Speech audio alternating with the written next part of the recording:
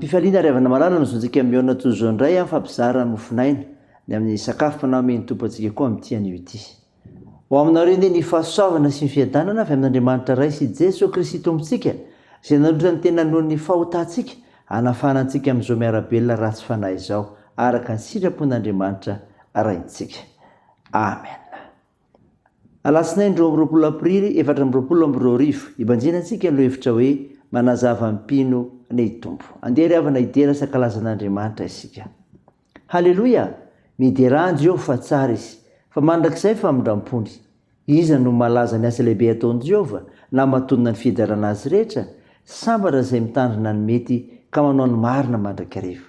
Jehovah, tsarovo araka fakasano ny olonao, fa ngeo amin'ny famonjenao aho. Ahitako ny soa azo ny voafidinao, ifalika amin'ny fifalifirana ianao, iraviravoko miaraka amin'ny lovanao.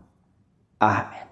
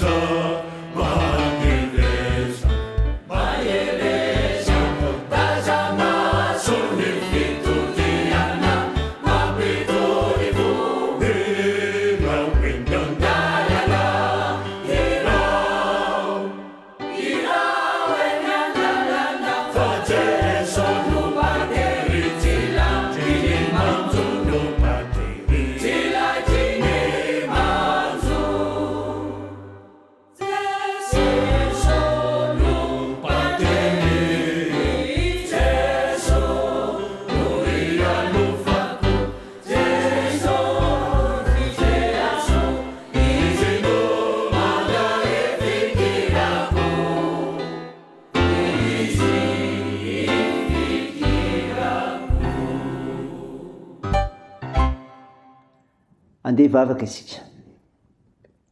Ry Jehovahandriamanitra rainay io, Andriamanitra mpanazava ianao ary tsy misy maizinao aminao.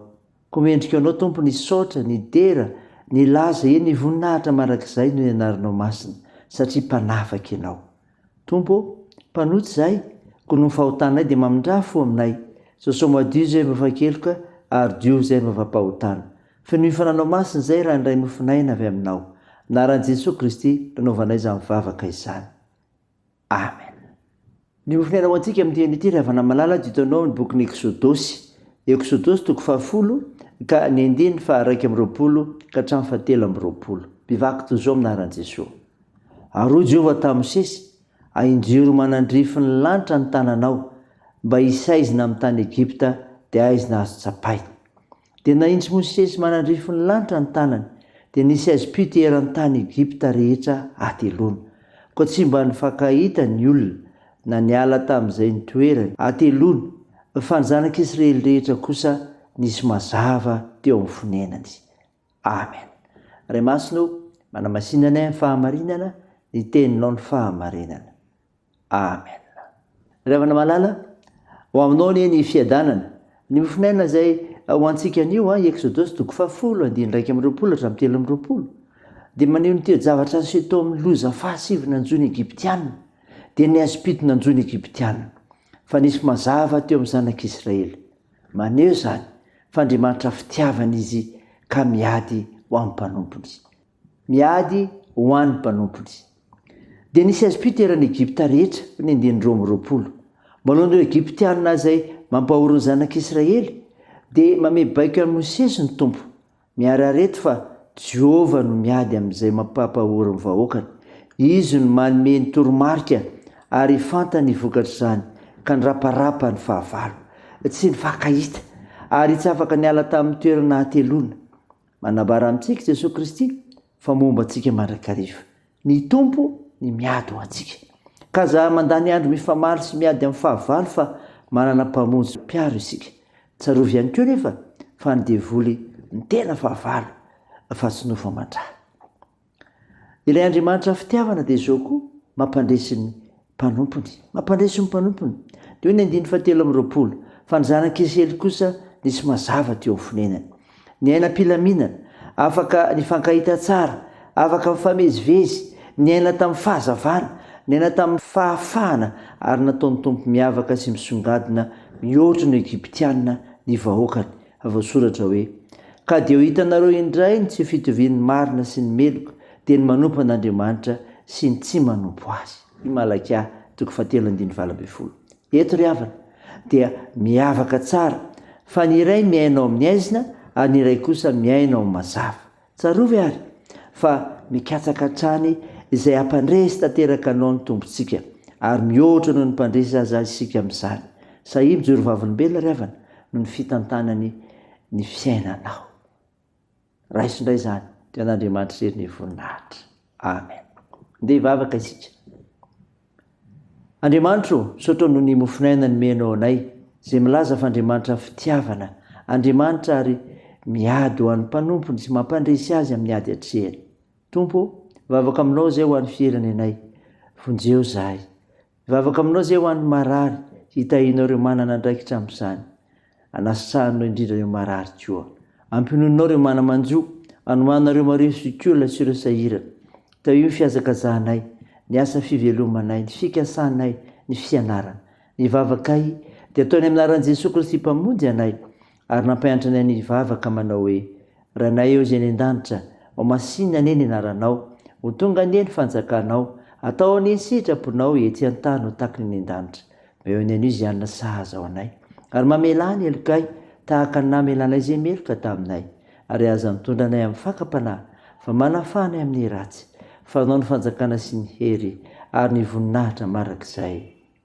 Amen. Ho tanteraka aminao ny tsodrana tondra anaran'i Jesosy Kristy ho raisinao amin'ny finoana izany ho hery ho anao.